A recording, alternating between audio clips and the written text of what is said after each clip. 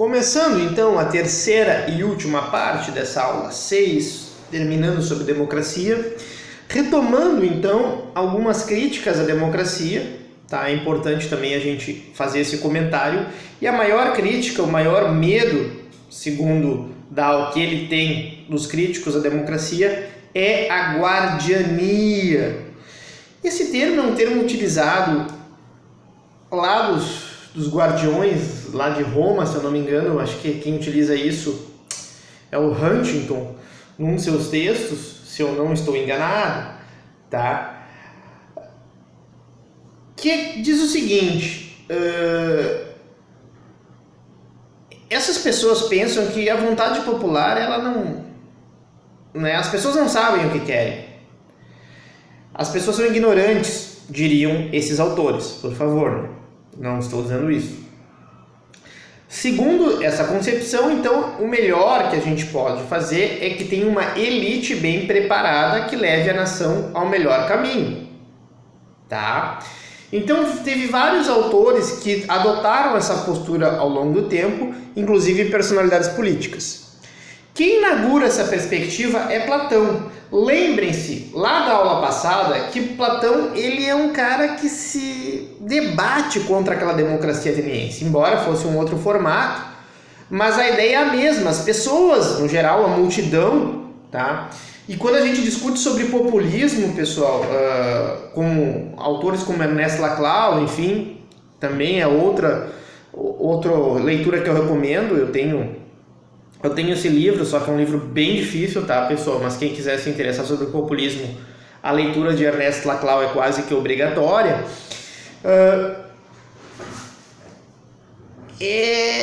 Como os líderes muitas vezes manipulam a massa, como as massas são manipuladas, e muitas vezes, se a gente tiver um pouquinho de racionalidade e conseguir ser um pouco mais analítico racionalmente, a gente vê como isto toda hora acontece nas democracias, tá? A ponto de nos tornarmos quase que uma massa irracional.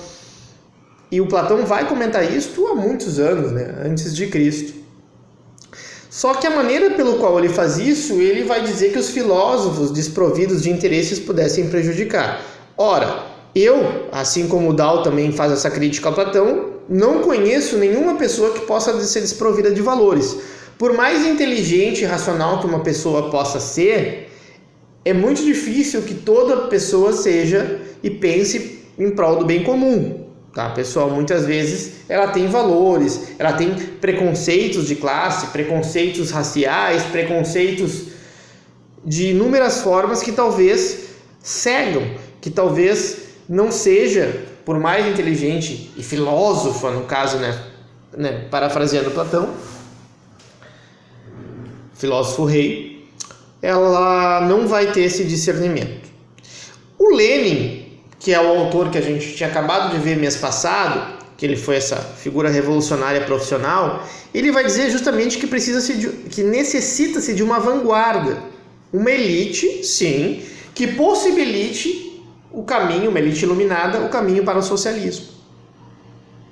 Esses dois autores, então, eles vão dizer que essa forma de democracia que a gente entende hoje, democracia liberal representativa, não vai ser de grande, né, valia para nós. Ele fala claramente isso, embora, volto a dizer, fazendo justiça a Lenin, ele não vivenciou as democracias pós-Segunda Guerra, ele não vivenciou uma democracia como a gente vivenciou nos últimos 70, 80 anos. É de um outro contexto histórico, muito mais duro, inclusive, do que o nosso contexto atual, tá? Nem se compara. Então, mas mesmo assim ele diz no seu, né, Estado de Revolução, olha, a democracia é uma falsa democracia. Ele fala dos outros países, enfim, etc. No parlamento só tagarelam, mas a vontade ela não pode ser representada, tá? A vontade tem que ser representada pelo Partido Socialista, pelo Partido dos Trabalhadores, o Partido Social Democrata, que alguns apresentaram, né, no vídeo da atividade da aula passada, para chegar ao socialismo. Ok? Então esses autores não admitem isto. Quem está correto? Bom, pessoal, algumas questões a gente tem que comentar. Primeiramente, é óbvio que especialistas na área da educação, da saúde, segurança pública, eles têm o seu campo, eles têm um conhecimento maior, um conhecimento prévio de vivência, muito mais do que pessoas que não estão nesse campo, tá? Então tem que ser respeitado também que a qualificação e a especialização da ciência, sobretudo nos últimos anos, ela é difícil para que todos possam se especializar. O próprio presidente da República, quando candidato, dizia, né, tentava, na sua humildade, dizer, pergunte lá a Guedes, ou chamado Posto Ipiranga, porque eu não entendo de economia. Ele disse isso em campanha. Agora, mais do que nunca na pandemia, diga-se, vamos ouvir os especialistas da área da saúde, especialmente os epidemiologistas, né?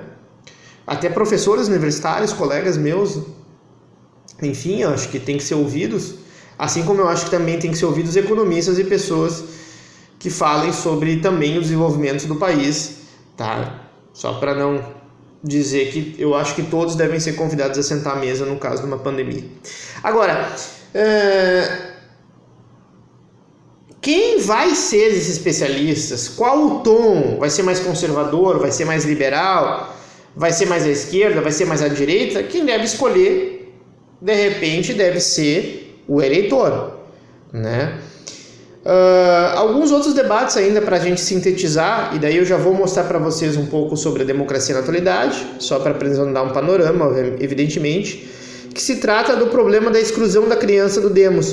Por que só tem um autor, agora me fugiu o nome, tá? Que ele fala sobre isto, talvez vocês encontrem na internet, agora me fugiu, um autor importante, mas desculpe, me falhou a memória, que ele fala sobre o problema da exclusão.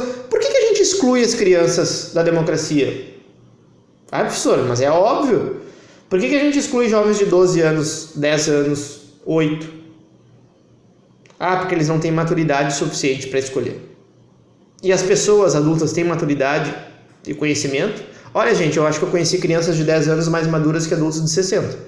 Não sei se já aconteceu isso com vocês. Vocês entendem que é complicado? Em geral, nas democracias, nós dizemos aos jovens de 14 anos, para a gente não também ir tão adiante, de 14, de 15 anos, que eles não podem votar, que eles não são cidadãos ainda. Inclusive, no direito brasileiro, quem não tem 16 anos é totalmente incapaz. Né? Dos 16 aos 18 é parcialmente incapaz. Incapaz no sentido jurídico, tá, pessoal? Pelo amor de Deus. Então, não é tão fácil esse debate. Não vou, evidentemente, entrar ali aqui. Isto é uma das coisas ruins, eu não poder ter vocês aqui para debater junto comigo, porque vocês levantam questões interessantes, vocês levantam ideias importantes, que aqui eu não tenho nenhum aluno comigo no momento. A questão do sorteio. Pessoal, isso é uma das questões mais óbvias. Por que a gente não tenta, nas democracias, pensando para o futuro, o sorteio? O sorteio é uma das coisas mais justas que existem. O sorteio, claro, que não é um sorteio daquela bolinha lá que tá. Sabia, né? Existe uma lenda que o pessoal, quando sorteia no futebol, às vezes tinha umas bolinhas que o cara tocava e a bolinha estava quente, ele sabia que era aquela, né? Um sorteio totalmente manipulado, entre outros exemplos. Mas se for um sorteio justo, um sorteio público, bem feito, bem seguro, por que a gente não sorteia, por exemplo, os nossos eleitos? Mas daí não tem representação, eu não estou votando. Sim, tu não vai votar, mas tu pode participar. Inclusive a gente pode dizer, não, para ser deputado, por exemplo, tem que ter no minimamente ensino superior, ensino médio. E essas pessoas que quiserem se inscreverem vão ser as pessoas que estarem no sorteio. Será que seria pior do que o sistema representativo? Melhor? O que mudaria? O que não mudaria? Tá? Isso é uma questão que quase não se debate mais hoje nos sistemas democráticos. Atualmente, pessoal, é difícil, aí a gente tem vários debates que a gente vai fazer para dizer se um país é democrático ou não, mas em geral se utiliza um conjunto de indicadores, como direito ao voto, liberdade de expressão, liberdade de imprensa, etc. Então algumas organizações pelo mundo fazem isso, como a Polity4, tá? Mas a mais conhecida é a Freedom House. Ela tem o site, vocês podem entrar e até brincar um pouco, ler alguns relatórios sobre o Brasil e sobre outros países, sobre como está essa democracia. Logo após a Segunda Guerra Mundial, tá, cerca de 1 em cada 4 países eram democráticos. Já em 2008, esse número passou para cerca de 3 em cada 4. Ou seja, houve um aumento expressivo pós-Segunda Guerra Mundial da democracia. Aqui, pessoal, um dado do Policy4, em azul, claro, o azul é a cor mais benéfica, a cor melhor, vermelho é a cor ruim, né? A cor dos colorados, por exemplo. Então, ó, como os colorados aqui, ó, que se chamam aqui a autocracia, né? Governos não democráticos caem de 1970, né? A partir da chamada terceira onda de Huntington, e eles vão caindo para um número bem menor. Já a democracia, né, o score, que aqui é um score padronizado, não é número de países, tá? Vem subindo e sobe. Eu só tenho aqui os dados até 2013, na verdade. Aqui já os dados da Freedom House, como pode ser visto, vermelho novamente, aqui uma coisa negativa, que eram as ditaduras, né? Os países não livres, segundo a Freedom House, que vão aqui sim, acho que é numérico, desde lá no início da década de 70 vem cair de cerca de 67 países para cerca de 45 países autoritários. Essa cor, se vocês estão enxergando mais rosa, é parcialmente livres, eu já vou explicar no próximo slide. E os países livres, que são considerados mais democráticos, em alta, pelo menos ali até 2005, que é onde eu tenho os dados, tá, pessoal? Esses dados são disponíveis na internet, hoje em dia tem um monte de coisa, só para a gente balizar aqui o debate. Para finalizar, então, pessoal, falar um pouquinho sobre esse mapa da Freedom House. A Freedom House, ela tem, desde que ela criou esses indicadores, ela fala então que os países ou são livres, a partir de um ranqueamento de vários indicadores, vocês têm que acessar o relatório. Então, por exemplo, se um país prende muito jornalista, se um país prejudica a liberdade de imprensa, ele vai cair nesse índice. Se um país tem muitos conflitos étnicos e tal, que dificulte a democracia, é o caso de vários países, né? Se tem muitas mortes políticos, por exemplo, Marielle Franco, né? Tudo isso eles vão considerar no relatório, tá? E também é próprio questionamento sobre a legitimidade das urnas, enfim, etc., de um país. Estados Unidos, Brasil teve esse debate promovido por Trump e por Bolsonaro. Eles levam tudo isso em consideração para qualificar se um país é democrático ou não. Há alguns anos eles trabalham com um indicador que varia de 1 a 7, tá, pessoal? Esse indicador variava de 1 a 7. Depois, esse indicador ele começou a ser variado para 0 a 100, escalonado, né, para a gente compreender melhor, onde 0 seria a ausência de democracia e 100 seriam países mais democráticos do mundo. Os países mais democráticos que eu vi pelos últimos relatórios seriam os países aqui, né, que são os países nórdicos, Noruega, Finlândia, Suécia e Uruguai. Também teria um país bem democrático, para dar um exemplo mais, aqui da América do Sul. Ok?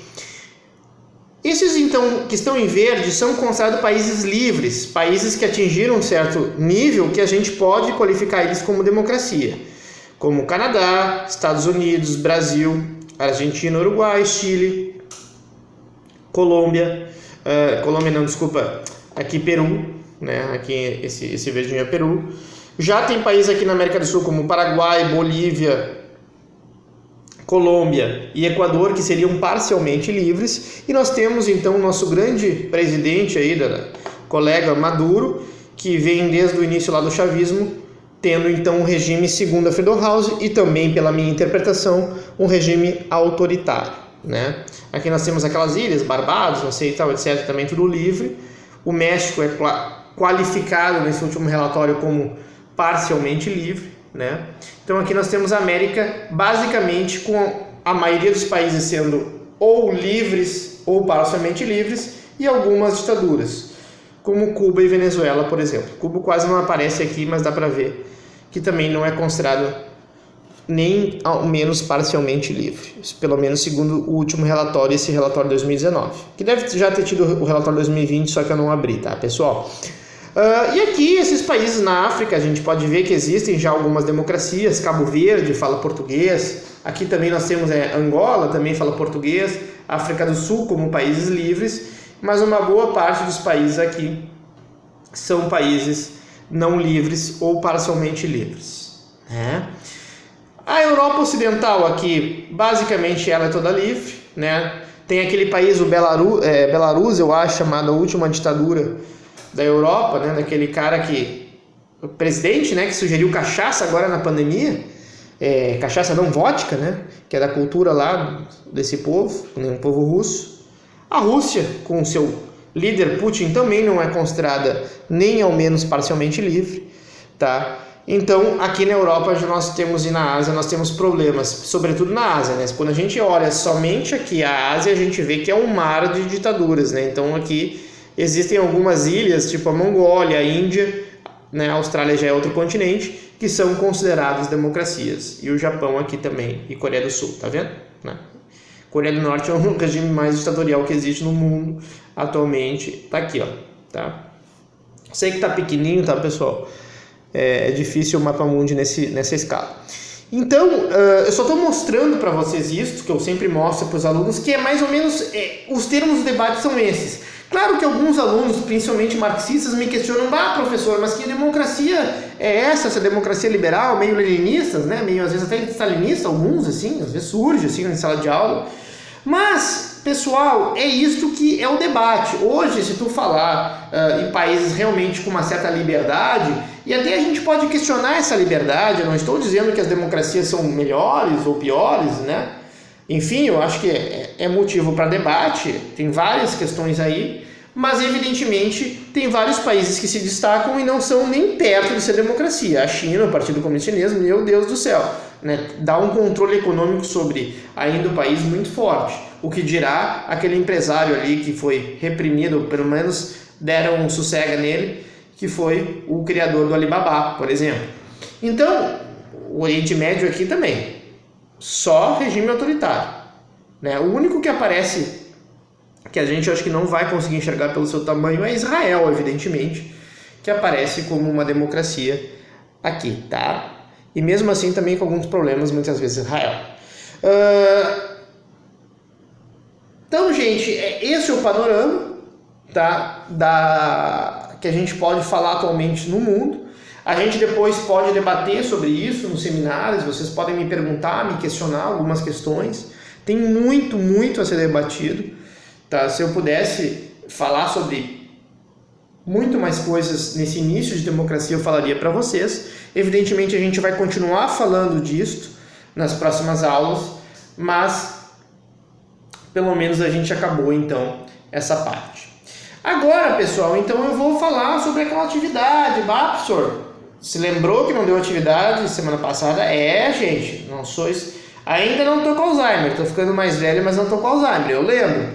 E aí o que eu falei para vocês é que eu daria uma atividade um pouco mais pesada. Então é o seguinte, a atividade bem criativa, bem legal, vai ser o seguinte. Eu mostrei para vocês, lá é só acessar o Google e botar a Constituição Brasileira, tá? Se alguém tiver em mãos também pode utilizar, eu tenho a Constituição Brasileira num livrinho e tal, mas é fácil acessar na internet, isso aí vocês acham em 5 segundos.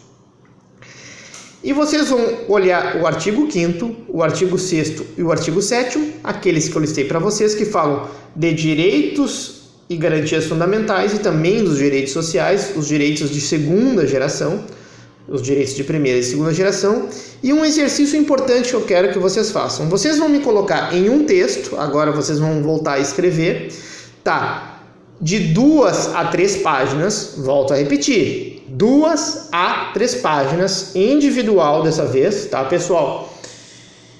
Quais desses incisos ali, vocês podem pegar qualquer inciso que vocês escolher, vocês acham que são fundamentais, pelo menos os principais, podem elencar mais de um, tá? Para garantir a democracia,